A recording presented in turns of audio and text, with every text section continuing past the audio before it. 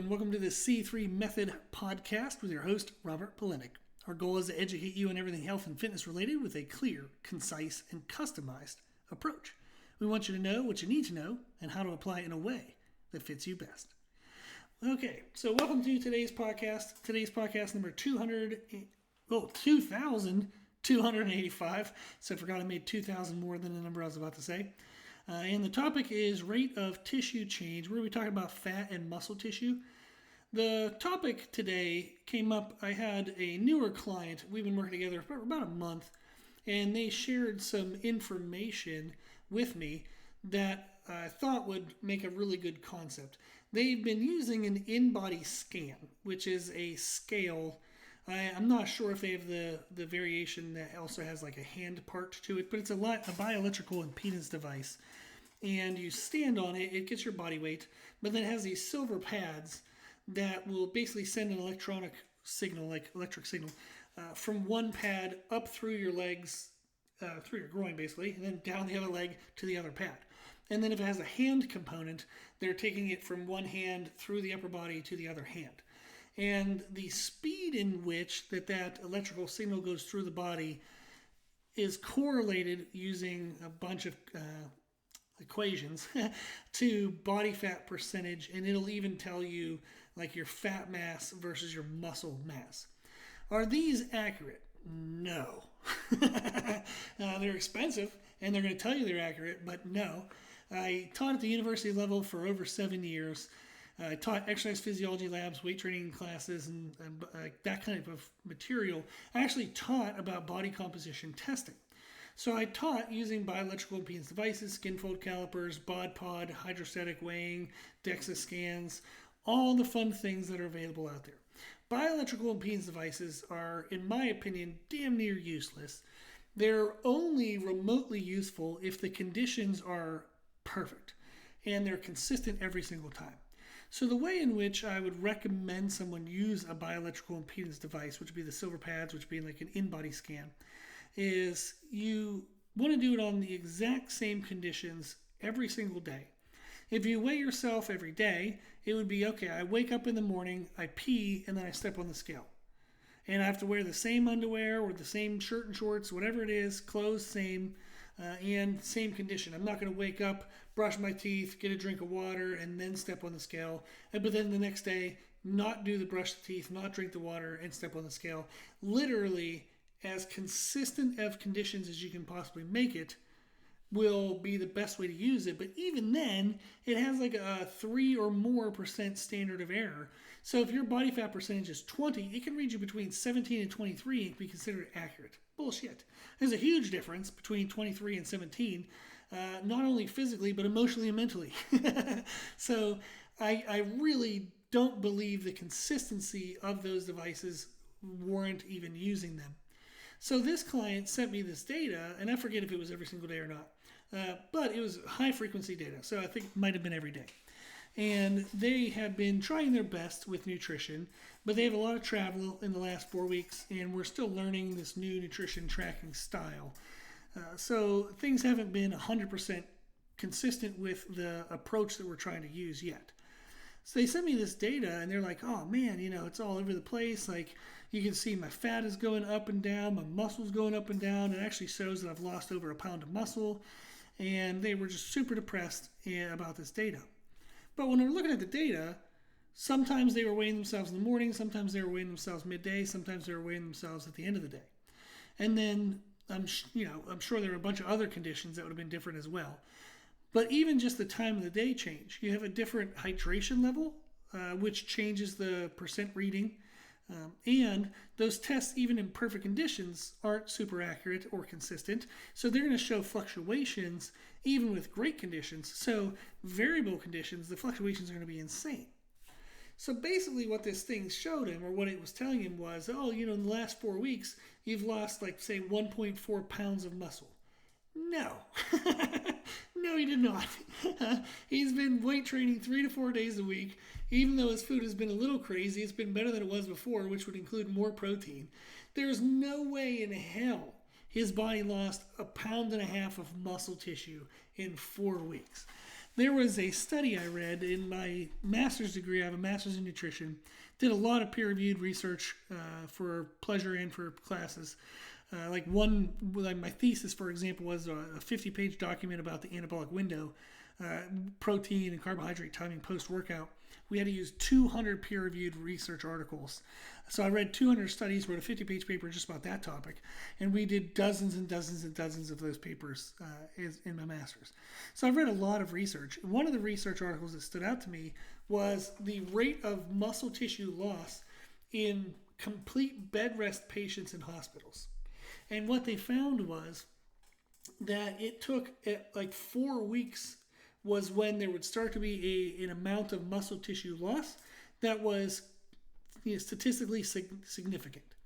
So that meant that basically, if somebody laid in bed for 4 weeks and did no physical movement, not even fidgeting, not even rolling around, no physical movement, it took 4 weeks for there to be any significant amount of muscle tissue loss. So this person was up and active. They've been lifting weights. They were eating enough protein, like, decent amount. And this thing said they lost 1.5 pounds of muscle. Hell no. It also said that they gained body fat. Hell no. Because even though their calories were variable, the variableness was better than it was before, and it was more accurate to a consistent caloric deficit. So they had been eating less variance than before, so less moments of extreme surplus and extreme deficit, which is going to help limit body fat formation, but also body fat replenishment. And then also, it was in a better controlled deficit, so they would have had some body fat usage that the body wouldn't have put back. They were lifting weights, so they were burning calories doing that, and that's also a muscle preservation stimulus. So you think about people who are in extreme calorie deficit diets for bodybuilding. They're in extreme deficits, and they still show up, even the natural competitors, show up with really good muscle tissue on stage because they're still lifting weights, they're still putting the muscle tissue under stress, the body still believes the muscle tissue is necessary, so it fights to maintain the muscle tissue. This is typically what we would see if somebody's been lifting weights and eating moderate amount of food, is even if things have been inconsistent, they will not lose muscle tissue. They can lose muscle fullness. Now, this is the difference here, is when we eat dietary carbohydrates combined with sodium and water, we form glycogen. Glycogen gets stored in our muscles, and it's like the more glycogen we have, it's like filling up a water balloon. There's more water in the balloon, so the balloon gets bigger. We don't have more balloon material. Like, there's not more rubber than there was before. The rubber that's already been there is just being more stretched, correct? So when I blow up a water balloon, I don't make more balloon. I make the balloon that I have bigger. When we eat a diet with sufficient carbohydrates, or whatever would be our normal carbohydrate intake, we have a normal amount of fullness to the muscles. Whenever we reduce carbohydrate intake, and whether that's via less consumption or greater expense of carbohydrates, meaning we're moving more, doing more, we have less glycogen stored in our muscles. We have less fullness in the muscles. So somebody can appear like what would be called flat. My wife calls it squishy. She also, one time when we were doing extreme diet, called it pudding skin, which I thought was the craziest term. But we're like, when you touch a muscle, instead of it being super firm, it's literally squishy. And that can be related to the person is in a deficit. They're in a calorie deficit. They're in a carbohydrate deficit. They don't have a lot of glycogen. They're not super full. They're not feeling firm and like, in their muscles. So that can be related to diet. And it can give a visual effect of somebody not looking as detailed muscularity-wise, and they might have greater water retention as well from the stress of being in a caloric deficit. They might have greater cortisol production. They're going to have more release of water from the muscle cells. They're going to have more just overall water retention due to inflammation as well, not being addressed. So people tend to look watery, look softer, have less detail when they're in a calorie deficit. That can give the appearance of having less muscle tissue. But we don't have less tissue. The tissue is just not as full. So again, if I'm blowing up a water balloon with more water, I'm not making more balloon. I'm just stretching the balloon. This can be very challenging.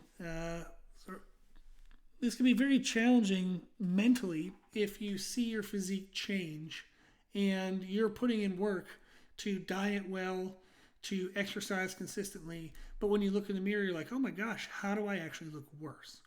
And then you have this device telling you, hey, you lost a pound of muscle. That is an emotional just nightmare. You're putting in a ton of work, you don't see the results you thought you'd see visually, and this device is telling you data that you can't really prove or disprove, but it's telling you something negative. This stinks. That is low motivation. That's going to basically make you want to quit anything you're doing. So I wanted to talk about that in today's podcast to kind of give you all this background information to let you know that, number one, those devices aren't accurate enough to be able to tell you anything super worthwhile. So I'd not necessarily even recommend using them. You can use a body weight scale to track your measurement, but the bioelectrical impedance device to tell you body fat percentage is not very accurate. So I'm going to share some other methods here in a second. But I also want you to know that you can't physically lose a pound of muscle tissue in a month, assuming you've been physically active and eating at least a semi-normal diet. You would have to be in a ridiculous calorie deficit and have very little, if any, muscle movement, and then the body might start catabolizing, basically breaking down the muscle tissue for energy. And again, in complete bed rest patients, it took 4 weeks for that to happen. So it's not happening. So I want to calm the concern that you're losing muscle tissue. You are not. What you're seeing is the visual change of glycogen levels and water retention. And as you continue the diet, as you continue to get leaner, you'll have less body fat covering the muscle you have. The water retention will look like less because there's less skin and fat tissue in the way of seeing the muscles underneath. And then as you normalize your sodium intake, as you normalize your carbohydrate intake, your water retention will reduce. Maybe not go back to what it was before, but it'll reduce from the worst condition because your cortisol will reduce from the worst condition. Things will improve. And then as you would return back to a normal diet, you would all of a sudden see, oh wow, I have the muscle fullness, I have the tightness, I have the reduction of water retention. So sometimes people will do like a refeed meal or a cheat meal as a way to just kind of double check their conditioning. People will do that during diet preps, contest preps. If they're getting closer and closer to a competition and they want to do like a test peak to see what they would look like if they were to load some carbohydrates in, they can do that and they'll see a physical change in the way they look. So that's something fun if you're ever feeling like, oh my gosh, I'm working my butt off, but I look like crap. Eat some extra carbohydrates for a day. See if you fill out. See if you feel better. You just kind of give yourself an emotional, mental boost and then go back to the grind and keep working. Now, when we look at testing methods, if I want to get my body composition tested, a bioelectrical impedance device is tempting because they're cheap compared to other methods, and you can have it at home, which makes it easy to use and easy to do. The downside, though, is the error is just so high that usually people's emotional attachment to the margins of progress that they want to be able to make, the margins of progress that they want to be able to make are smaller than what the accuracy of that device is. So they're going to be let down by the inconsistency of the device, and the inconsistency of the device is basically misportraying what is happening or not happening in reality. So you're getting false data that can make you feel like crap and stop doing what you're supposed to be doing, and the data isn't even correct. So I don't recommend bioelectrical impedance devices. Skin fold measurements is another thing that people can do at home, which are relatively cheap. They're also crap. I've done over 1,000 skin fold measurements on students and faculty and friends, well versed in skin fold measurements. They have still a very high standard of error, even for somebody who's done it 1,000 or more times. I don't recommend doing that. I don't think it's accurate enough to be worthwhile doing. So the other things we have, if you look at, like there's an air displacement test called a bod pod, probably not going to have access to that. A hydrostatic weighing, probably not going to have access to that. So my favorite choice for clients is what's called a DEXA scan. You lay on a table and this thing kind of moves over you very slowly, and it scans your body and will then tell you your body composition, your fat mass, skeletal mass, muscle mass. And then you can kind of use that data to track over time Am I reducing fat? Am I building muscle?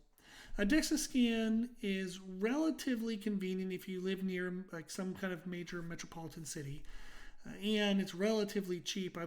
You're going to get away with probably about $150 or less, and you only need to do it at most maybe every 3 months. So client recommendations I have, depending on specific conditions, would be every 3, 6, or 12 months. So you have to take 2 or 3 hours out of your day, drive to some place, lay on a table, pay them $150, and you only have to do that every 3 months at most. That's going to be the best balance because a DEXA scan has a standard of error of about 1 to 2%.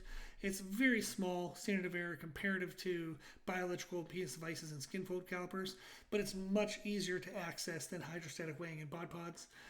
So that is kind of that sweet spot in the middle where it's accurate enough that we can track what's happening with our body, but we have access to it and cost affordability. So that is a little background about the rate of tissue change. Is muscle tissue, it does not change at a very high rate.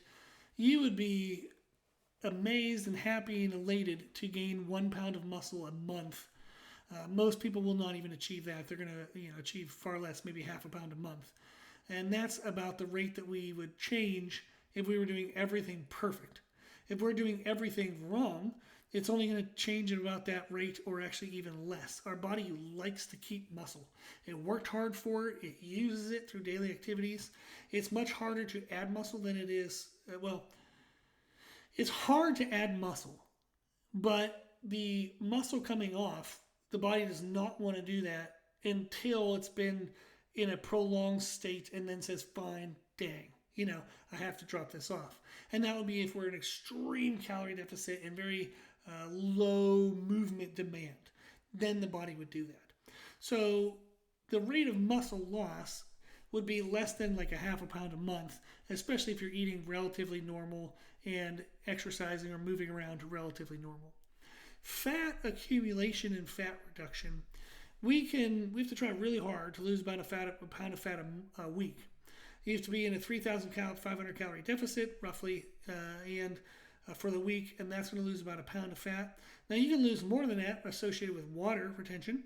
So sometimes people will start a diet and lose 8 pounds in the first week. You did not lose 8 pounds of fat. I'm sorry to say, it would have been the majority of it would have been water. And then over time, the rate of loss gets smaller and smaller and smaller. Then eventually it's mostly just fat and moderate, very small amount of water compared to the beginning stages of a diet.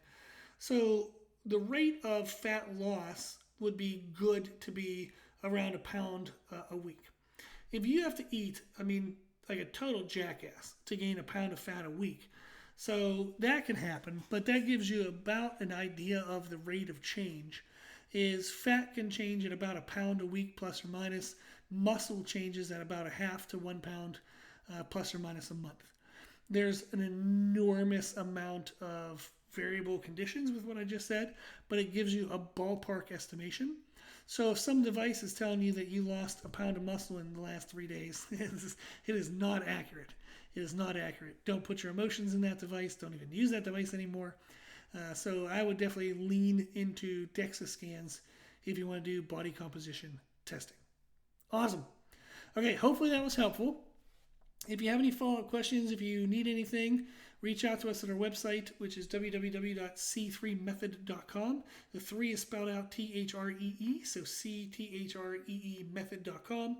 You can also find us on Instagram and YouTube under the name C3 Method.